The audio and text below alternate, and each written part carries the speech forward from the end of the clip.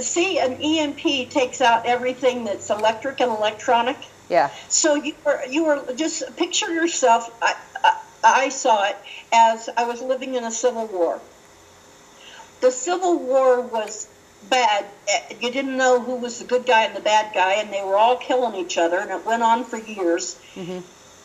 And they didn't have any electricity, and they had to find ways to get food and to prepare it somehow. Mm-hmm. And they had hand grinders, and they had no electricity. Yeah, I saw that Civil War too, different parts of it, but I'll let you finish what you have, and then I'll share that. So then that was when they had the ads on the TV. So apparently there was, or shortwave radio, or somehow in the houses we heard, if you can't make it, if you're out of money, if you're hungry, if your babies are sick, just go to the sanctuaries. Well, that's a FEMA camp. Yeah. But so don't go. They were in real life. You don't want to go. They are thought of as sanctuaries. Yeah. And then when you were there, it was horrible. Uh-huh. I stood in line right before this. We were going to have to be put in a sanctuary, a FEMA camp, and there were guards. It was a hilltop, and there were guards all the way, like every 3 feet, with machine guns on both sides. And I was standing, and I've had MS now for almost bad for almost 20 years, and I cannot stand. Mm-hmm. Mm. And to walk, I have to use a cane. Oh. And stairs are a real problem for me, and I cannot just stand. Uh-huh. And in the vision, I was standing. No cane, I was standing. And Teresa, my daughter, and her husband, and a lot of neighbors, people I knew, and they said, because they were taking the kids, only the adults stood in line, and they said, if you ever want to see your children alive, you will do exactly what we tell you. When, at the moment we tell you, don't hesitate. And you'll be killed instantly. And as I was standing there, and Teresa and Scott and everybody was there, and our kids were already gone, my grandkids, and there was a lady. They were gone, they already not separated very far them? away. They already separated your grandkids? Yeah. Okay. They were gone. Uh-huh. And there was a lady not very far away, and she was complaining, and she said, I think it was a daughter, my daughter will be scared, she'll be screaming, I need to see her, and they just shot her, just dead, right there by us. Mm-hmm. So, and I think those were UN soldiers. UN peacekeeping forces, yeah. Yeah. Yeah, that's why in my dream, I mean, if this scares anybody, I know you moved to Ecuador by God's orders. What I was told is there'll be like some kind of war or something happen, and we'll be hiding out.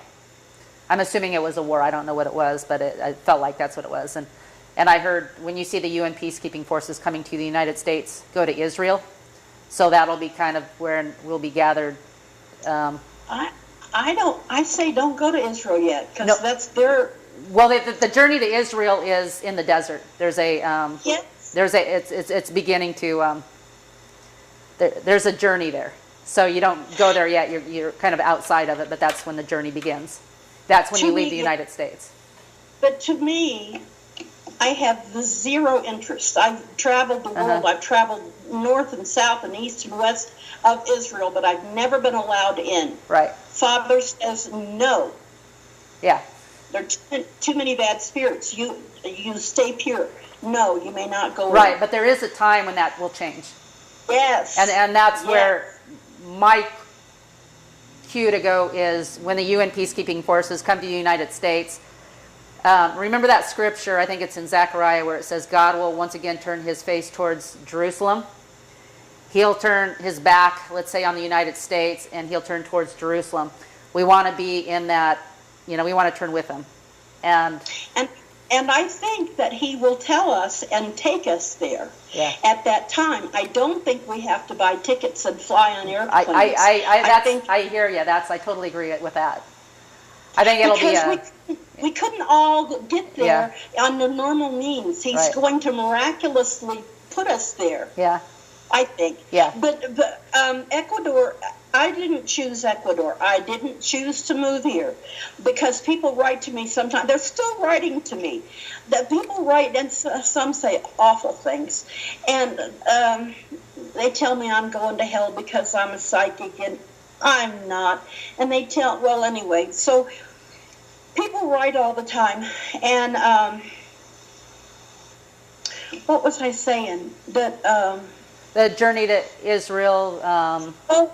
He told me to come to Ecuador. He told me to get ready to move. And I got ready to move. Yeah. And I bought nice plastic, transparent plastic totes that has locking lids, and they stack.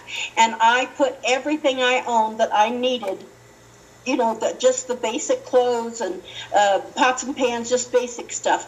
Everything was inside those totes. And I lived that way for at least 6 months, maybe it was over a year, until Father told me where. There's a long story, but I almost went to Belize, but that Father put a stop to that. And I'm glad now. It's so corrupt. So he said, I want you to go to Ecuador. I don't speak Spanish. I don't know anything about. I would have said my chances of doing well here are 0. But I'm still here 4 years later. Yeah, but here you are. So. And I asked Father if I could please go back home, because he told me, if you obey me and leave, if you ever go back, you'll be held accountable for every sin that was committed. Oh, wow. Yeah, so people really need to hear God's will for them in this, because, the idea is, even if you're a good Christian in the United States will be judged for their sins ultimately. And, he might, there's parts in the Bible where it says, flee from Babylon, run for your lives. And some of, our timing is different than God's timing. God had Rebecca leave sooner than maybe God's having you leave, but we do need to really pay attention to Him. And I don't believe in sending out a fleece just for a small thing. A fleece is when you pray and you say, Father, if yes, do this and this, and if it's no, do this and this. And that's to me. That shows lack of faith and lack of understanding, but sometimes you have to. And I would recommend that you send out a fleece, whatever you have to do. Definitely pray and fast. Definitely. I mean, definitely. And it'll be clear when it's time. And it was clear to me, and that was about 4 years ago. Right, yeah. The Civil War, I still don't know, and I mean, I'll even say this, on TV, I still find it hard to believe, really, because it's so close. But, way back when, in fact, that one dream I just told you, I said, well, when's this going to happen? And it wasn't a dream. I tell people I believe my dreams because they're always accurate. Sometimes when I hear that small voice, sometimes I get mixed up. And and we need to do that. We need to question ourselves, and we need to get confirmation and stuff. But I thought I heard him say 2017.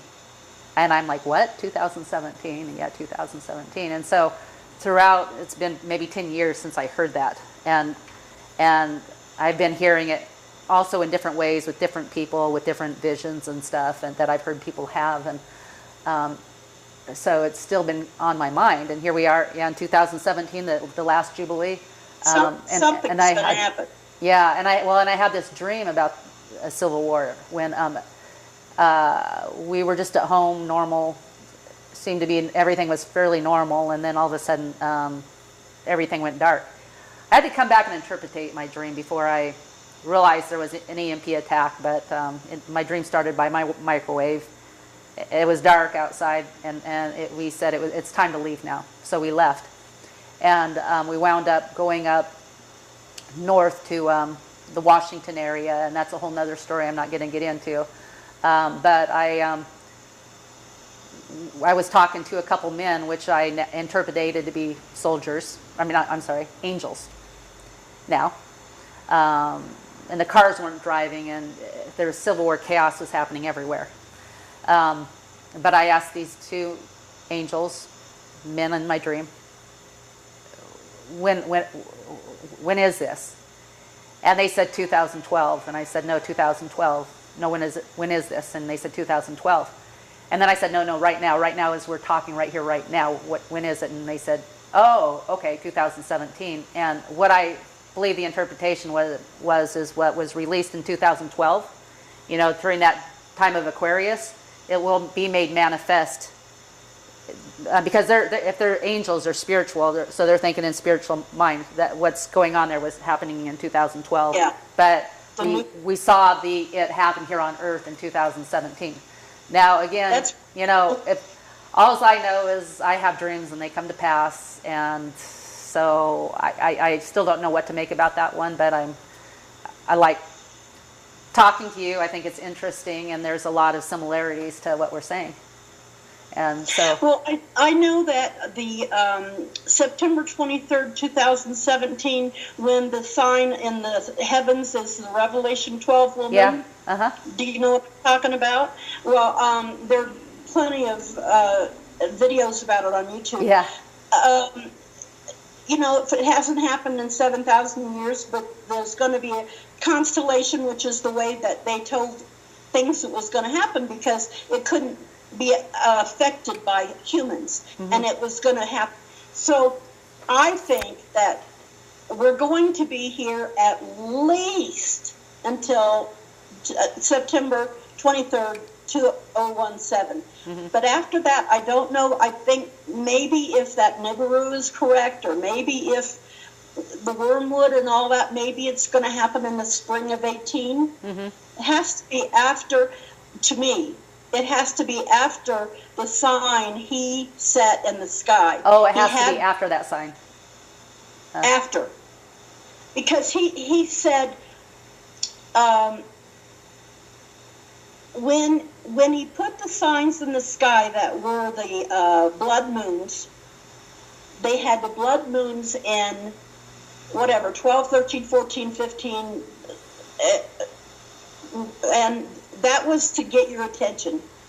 Yeah. To look up. And then the sign that he has arranged. So after that, all bets are off. Yeah. I know now is the time to make the decision. Yeah. I am going to live for Jesus. I'm going to submit my will to him. Or you're going to submit your will to the one world order. Right. One or the other. Yeah. Right now, I'm warning you because Yeshua told me to. Yeah. Jesus said, tell my people they Warn have them. a choice, and they have to know, they have to decide now, so they'll be ready